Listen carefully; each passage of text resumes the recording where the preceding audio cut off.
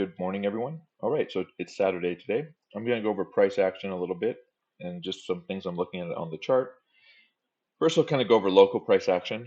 So we had this big liquidity grab a couple days ago, and I ended up shorting this 786 retracement. I thought this trend line was a likely place to get a rejection for some sort of retracement, even if we did carry up higher. And it was also the 786 from this high. I want to note that one thing I've noticed is this range has been very well defined by the 786 retracements. So we had the 786 from this pivot low, then a 786 from this pivot high, then a 786 from this pivot low, then another 786, then back into the 786, back into the 786, back into the 786, and then even this minor retracement with the 786. I'm going to turn that off. Um, but anyways, so I shorted down for a retracement idea. And my idea when I shorted was to long back into the golden pocket retracement, which would also align with a retest of these range lows. And so I longed that, and the goal was to long into POC, which is the point of control of the range. We got that. And I shared these in Telegram and Discord. And then we got another deeper retracement. And this channel idea, I think is really interesting. I guess it's worth pointing out. We actually do have some pretty technical low time price action as well. So we came into, let me turn this on. So we rallied off this retracement into the 618, back into the 618. Now we're back into the 786, and we're claiming some important, actually this value area low is lower now because we put in more volume. But we're kind of claiming the lows of this range again, so that's some minor resistance.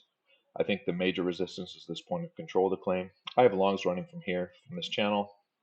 So I was short, long, short, long, back into POC, long again into the channel. And I've taken some profits, but looking to carry this. So I want to go over this channel idea because I think it's kind of interesting. So if I clear off some of these fibs, just to clean up the chart, I think this channel isn't so obvious until we've put in this low. I mean, this is more so looks like descending price action. But what I found that's interesting is, so I found this parallel channel idea, and the thing that's important about a parallel channel is you're not just drawing a random trend line to these lows, it's also the trend of the highs, right?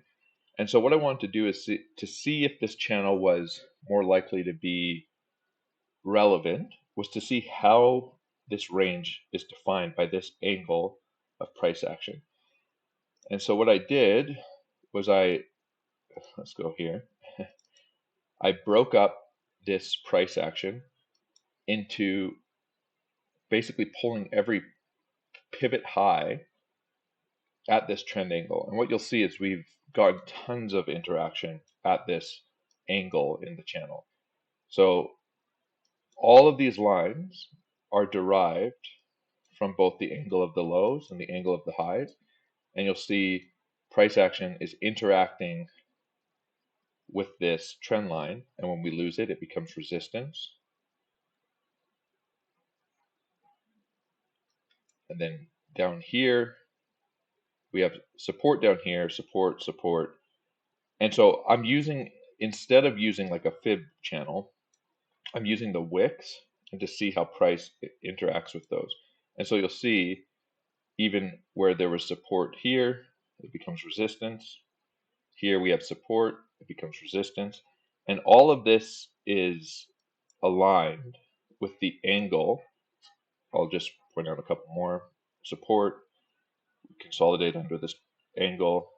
We come back up into this trend line again, which was this little ascending range. This support trend line becomes resistance, support, resistance, resistance. So when you don't have these angles on, it's hard to see how well defined this range is by this ascending channel angle. But when you do a little bit of work and you start aligning, and I'll just show you briefly how I did that. So you take something like this ray and you duplicate it across all of these relevant wicks. And you start to see how well defined this range is by this angle of price action, which to me means that it's more likely that this channel is relevant. That's the purpose of it. And if you had been able to identify this idea early, even just off the trend of these highs, as price action developed, you would have been able to continue to notice the relevance of this angle in price action and ultimately identify this channel at the lows, because you would have been able to place this well before we came down here. You would have been able to place these trend angles from all major pivots, which would have given you these lows and would have offered you a lot more insight, I think, into price action here. So because of that, I took a long here. We had bullish divergences on CVD. And I think this would be a surprising channel to most people, because I don't think most people are looking at this as an ascending channel, because price action is descending.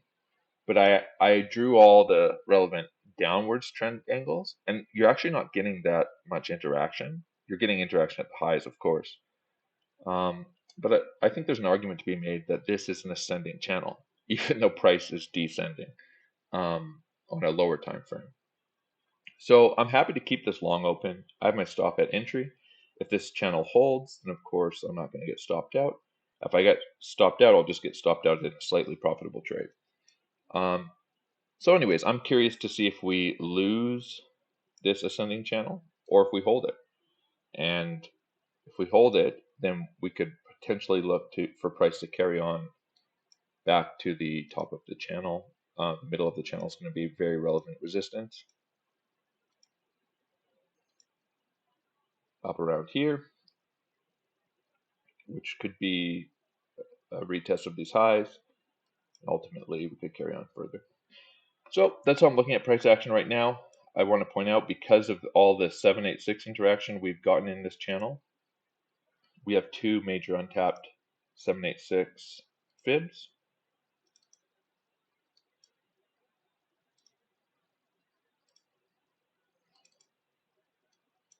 Which are here around 26,500 and here around 31,652 to the high end.